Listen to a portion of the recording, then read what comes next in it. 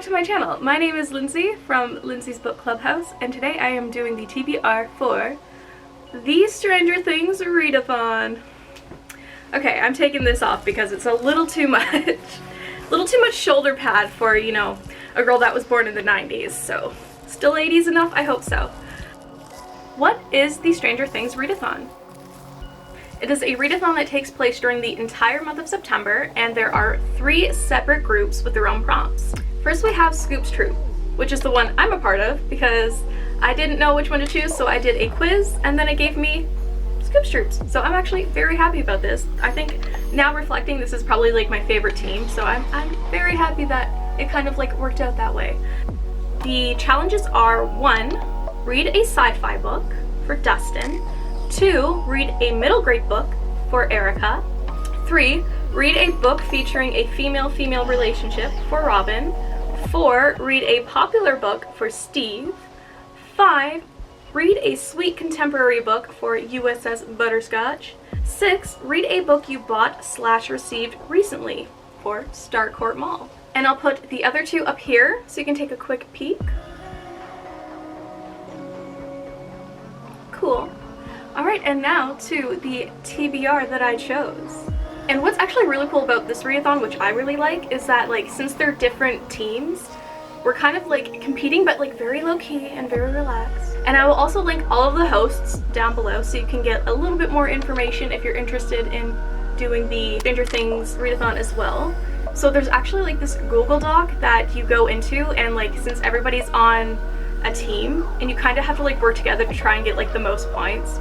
So like you fill in the kind of book you're reading, how many pages it has, and the prompt it fills, and that's what you do. And also, it doesn't matter what team you're on, you can also do prompts from other teams, which is actually really cool. You're just like representing your own team at the end of the day, but you can also like dip into other prompts from other teams. You know, we're sharing, it's fun. Okay, so I'm just gonna go over like the plot points and everything because it might be interesting for you guys to actually know what the book's about instead of me just saying, oh look, it's a cover and this is the title. You know, that's just kind of, you know, yeah. Since I'm not very good at coming up with, you know, things to say myself when it comes to plots and stuff, I am just literally going to read from the inside sleeve to let you know what each book is about.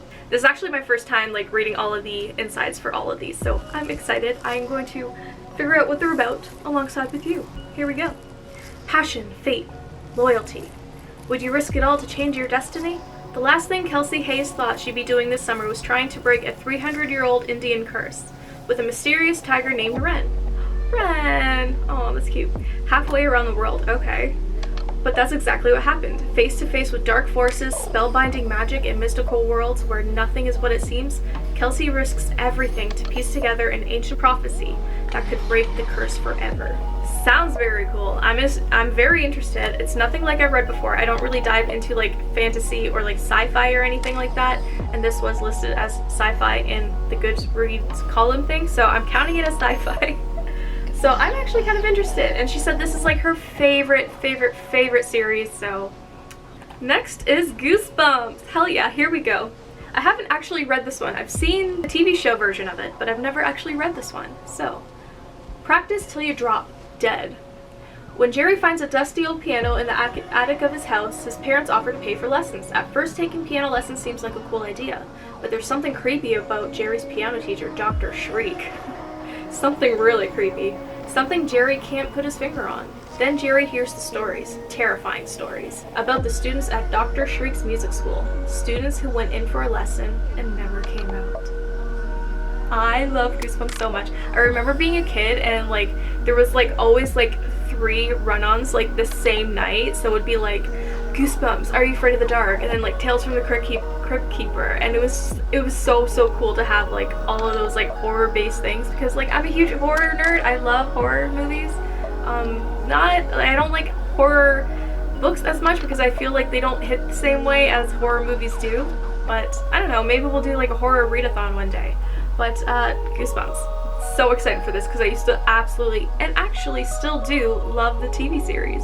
Next we have How to Make Friends with the Dark. Alright, let's see what this is about. Here's what happens when your mother dies. Oh. Oof. It's the brightest day of summer, and it's dark outside. It's dark in your house, dark in your room, and dark in your heart.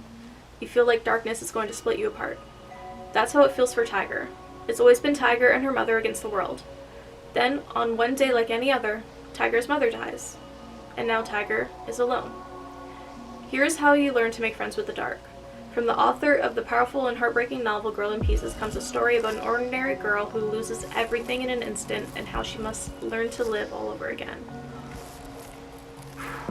Definitely a heavy book, and I've been hearing nothing but good things about this. I hear like people, once you pick it up, you can't put it down. So, sounds like it's going to be a difficult read, but a good read nonetheless. Next is Small Town Hearts. Alrighty. This one I got from the library, so alrighty.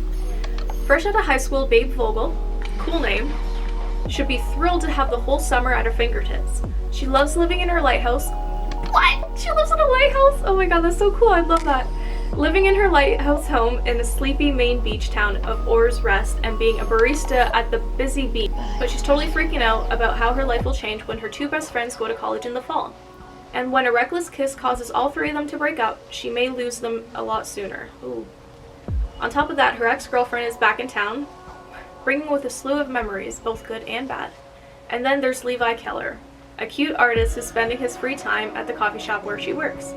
Levi's out of town, and even though Babe knows better than to fall for a tourist who will leave when the summer ends, she can't stop herself from wanting to know him. Can Babe keep her silence, or will she break the one rule she's always had?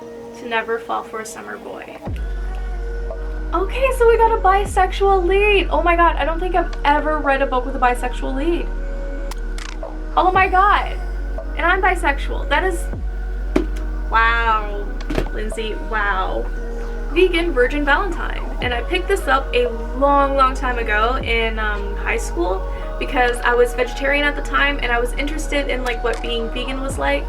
So I picked this up and I remember really liking it, but also my tastes have changed dramatically and I've been like, my eyes have been open to how like a lot of female authors write female characters as being like very like, I'm not like the other girls, or like the very competitive like girl versus girl hate, and like I'm not about that anymore, so hopefully that doesn't have any part in this. But it's been a long time since I've read this, so let's read the back. Mara Valentine is in control. She's a straight A senior, a vegan, and her parents' pride and joy. She's neck and neck with...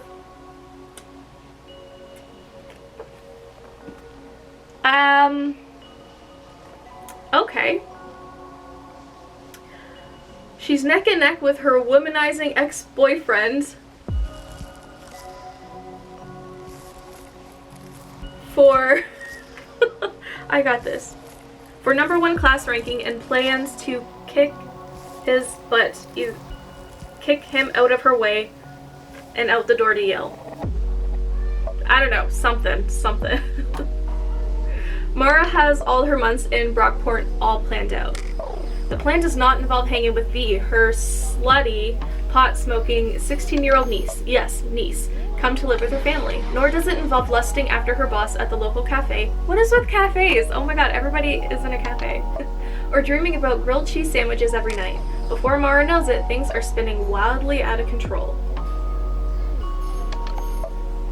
You know how I was saying I hope there was no like girl on girl hate? And then there was the word slutty. See, slutty is a very neutral term, I believe. It can be used to empower, it can be used to degrade. I think it depends on the person who's saying it. So hopefully it's fine. I don't know. I remember really liking it, but also I was completely blind to girl on girl hate because I had a whole bunch of internalized misogyny when I was younger, and I grew out of that, thank God, because like that's just okay. That's a whole other shtick we're not getting into. Okay, so there's that one. And then beach read. Alrighty. Augustus Everett is an acclaimed author of literary fiction. January Andrews writes best-selling romance. When she pens a happily ever after, he kills off his entire cast. They're polar opposites. In fact, the only thing they have in common is that for the next 3 months they're living in neighboring beach houses, broke and bogged down with writer's block. Ooh, I'm also kind of like a writer. I enjoy reading a lot, so I like reading about hobbies that I'm interested in, so that's gonna be fun. Then one hazy evening, one thing leads to another and they strike a deal designed to force them out of their creative ruts. Augustus will spend the summer writing something happy, and January will pen the next great American novel. She'll take him on field trips worthy of a rom-com montage, and he'll take her to interview surviving members of a Blackwoods death cult, obviously. Oh, everyone will finish a book and no one will fall in love. Really. Ooh, I like how, like, two leads, polar opposites, and they don't fall in love? Really? We'll see. We'll see. Okay, so those are very, very interesting. That is my TBR for the Stranger Things readathon. I hope you enjoyed and found some books that maybe you want to put on your TBR as well. Again, thank you so much for watching. Leave some recommendations for other books in the comments down below if you wish. And subscribe if you want to. I don't know. Do what you want. Okay, bye. 3. Read a book to... 3. Read a book featuring... 3. Read a... 3. Read a book fiction... Oh my god. 3. Read a book feature... Holy shit. 3. I don't. 3. Oh god. Okay. I can't say 3 without laughing now. Oops.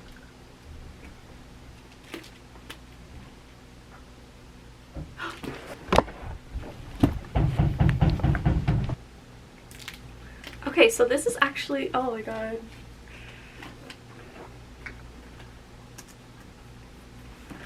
I can't. He's like outside watching, so I'm just gonna go on this.